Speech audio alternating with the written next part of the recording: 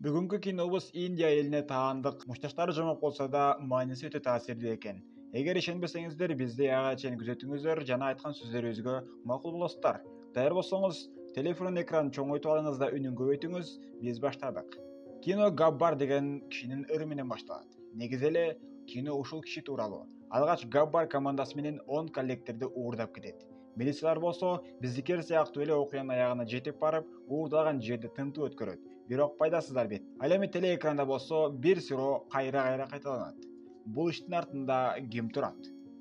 Ошентип арадан 3 күн өтсө да УКМК эч нерсе кыла албай жаткандыгы тартууланат. Ошол учурда телефонго чалуу болот да, уурдалган коллекторлор уурдаган жайына кайтканы белгилүү болот. Бирок алардын 10у эмес, 9у кайткан жана бирөөсү жок. Ал эми Габбардын айтымында ар жуманын аягында пара алган чоң кызматтагы инсандардан бирөө паракорлоо сабынан чыгат же болбосом бул дүйнө менен кош айтышат деп милицияларга кабар калтырат. Бирок бул кабар шаардын булуң бурчуна диск болуп жайылып кеткен эле. Адамдардын оозунда жалаң гана Габбардын паракорлорду өлтүрүп жатканы тууралуу сөздөр жүрө баштайт. УКМК болсо олтуруп алып, өздөрүнчө арбалекетти кеп кыла беришет эле. Алардын ичинен мамалактай болгон милиция айдоочусу бул ишке киришүүгө бел байлайт. Анын аты Сатхо. Ошол учурда мамалак шефи Сатхуга 10 сом салып келүүсүн буйруйт. Бул дагы биздикер сыяктуу эле жеп эле отура турган чоңдордон бирөөсү окшойт чындыгында. Кийинки кадырда ошол таанымал Габбар Ади ысымы менен колледжге сабак берип жаткан болот. Ади агай тагыраагы Габбар сабакты терминдер менен түшүндүрүп айтып берсе, студенттер бирөөсү дагы башын чайкап койбойт. Практикада көрсөтүүгө өтөт. Ошол учурда көчө тентим иштери колледжге келип жабылат деп баардык студенттерди чыгарып жаткан эле. Бирөөсү Адинин сабагын бөлүп келип, чыккыла колледжден деп айтат. Анан колледж ректору барып, банда башчысы менен сөз талаша кетет. Банда башчысы ректорду урайын деп калганда Габбар аны жыгыта урат дагы, калган шериктерин дагы сабак айтканча баарын тынчтат. Анан бул колледжге силер тургай, милицияда кире албайт деп чыгып кетет. Эртеси күнү кайра көчө жиндилери колледжге бузууга келсе, Габбардан келтик жеп артына жөнөшөт. Габбар деген манастай элеген акыры бул жакта дагы. Кечинде Габбар машинада бара жатса, алдынан бирөө тосуп жардам сурайт. Көрсө бир кыздын эжеси толгоосу башталып, больницага барыш керек болуп калыптыр. Бирок жарым жолдо бала төрөлөт. Төрөлгөн балага кийим иретинде жанагы кыз Габбардын көйнөгүн сурайт. Кудай-ай, машинада башка материал жок бекен я. Эмнеси болсо дагы ошентип больницага жетишет. Анан аларды таштап Габбар кетип калат. Аны кыз периште экен, жардамга келди деп жазса, милициялар аны шайтан деп тилдеп башташат. УКМКда чогулушта кимде Габбар боюнча пикир бар болсо айтсын дейт. Бирок баардыгы акча аркасынан ишке кирген бейтоор эч ким кол көтөрбөйт. Бир гана жанагы мамалак милициянын айдоочусу Сатхо кол көтөрөт. Бирок аны полковниктер сен эмне Джеймс Бонд белең, өзүңдү Джеймс Бонд деп ойлоп жатасыңбы деп шылдыңдап чыгарып салышат. Сатхо ачууланып, ооруп калдым деп справка берет да иштен чыгып Габбардын артынан түшөт. Габбар болсо акырындап келеки экинчи коллекторду 2 сентябрда уурдаларын билдирип коет. Ошондо баардык бөлүмдүн милициялары ордунда тура албай калат. Кечинде уйкусу жок, акча берсе акчадан качып калышат. Пара алгандар өздөрү келип тизмекке турушат. Себеби Габбар эң көп пара алган 10 адамды кармап алып кеткен эле. Я достор, эгерде ошол Габбар деген адам биздин мамлекетке келсе, кимдерди алгачкы топоңо киргизип бериңер. Оюңарды албетте комментарийге калтырып кетиңиздер. Биз болсо кинобузду улантабыз. Ошентип милициялар коркуп турган учурда Габбар дагы бир милиция адамын алып кетет.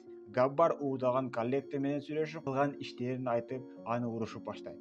Сен башкалардан көрө билимиң бар, окугансың. Сен элге кызмат кылбай, пара алып, мекенге кыянаттык кылдың.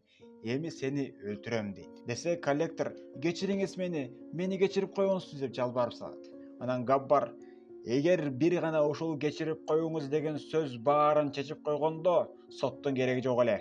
Мен ушул кечирип кой деген сөздү жаман көрөм деп TikTokко салчу сүйлөмдөрдү айтып салат. Кийинки кадрда жанагы төрөлгөн балага ат коюу үчүн кечеге барат да, жанагы балага белек алып барат. Өзүнүн баласы жок болсо да, ага өз баласындай мээримдүү көзү менен карап жатканда бөбөк жайлап коет. Анан көйнөгүн жууш үчүн аны чеч деп айтат. Ошондо Габбардын денесиндеги жараны көрүп, сен киши өлтүргүсүңбү деп кайра, сен кандай киши өлтүргүсүң, себеби бөбөктү колуңа алганда ыйлап жиберейин дедиң го, сенден киши өлтүрүүчү адам чыкпайт деп. Sen периштесиң деп мактап кетет. Кийин махабат дастаны энди искир менен башталып кетет. Кеч кирип Садху болсо өзүнүн максатына жетүү үчүн өлгөн милиция кызматкерлерин кимдир паракор, кимдер халал иштээрин билип алып тизмеге коюп чыгат. Басм Шейх деген эң халал иштеген адам экен. Тиги жакта болсо Габбар жанагы жеңебиз менен чайлашып жатканда жеңебиз Google'га көп карап, ага ишенгенин билип калабыз. Анан телефонун жолдо чукуп баратып, машинадан качам деп жеңебиз бутун бир аз тилип алат да, дароо больницага барса, врач бир кап дары жазып берет. Алардын врачтары дагы биздикиндей эле экен да. Габбар баратып врачтардын акча алуу боюнча сөзүнө кулак төшөп угуп калат. Больница коридорунда болсо адаттагыдай очередь. Баары кассага акча төлөп жаткан, бирок бир убакта бир киши тополоң кылып салат. Көрсө анын аялыны каза болгонун айтпай эле дарыларга акча ала беришиптир. Эми келсе аялынын өлгөнүн алып кет деп айтышат. Жанагы киши анын эмнеге кечке мени ал жактан бул жака чуркаттыңар? Эртерээк айтсаңар кызым жок деген акыркы жолу апасын көрүп алат эле го деп жатса бухгалтер. Акча төлөп коюңуз десе акчаны бетине атып, эми кызым апасын көрсө болобу деп ыйлап ал жерден чыгып кетти. Кийинки экранда болсо дагы бир үй бүлөдөн эркек киши каза болуп, анын аялынын болгон баардык акчасын врачтар ал нерсеге бул нерсеге деп алып кетти. Аял эми кыздарымды эмне менен багам? Алар болгон баардык акчамды алып кетишти деп ыйлап жатканда Габбар ачууланып аялдан уруксаат алып больницага кайта барышат. Өлгөн кишини менин байкем деп тааныштырып, аны куткарыңыздар деп врачтарга жалбарып ролуна баштайт. Больницага алып баргандан кийин дароо эле операция бөлүмүнө алып кирип кетишет. Ал жакта адамдын өлгөнүн билишет, бирок өз буту менен келген акчаны кантип качырабыз деп Габбарга дарыга, канга жиберип акчасын ала беришет. Анан биз эч нерсе кыла албай жатабыз.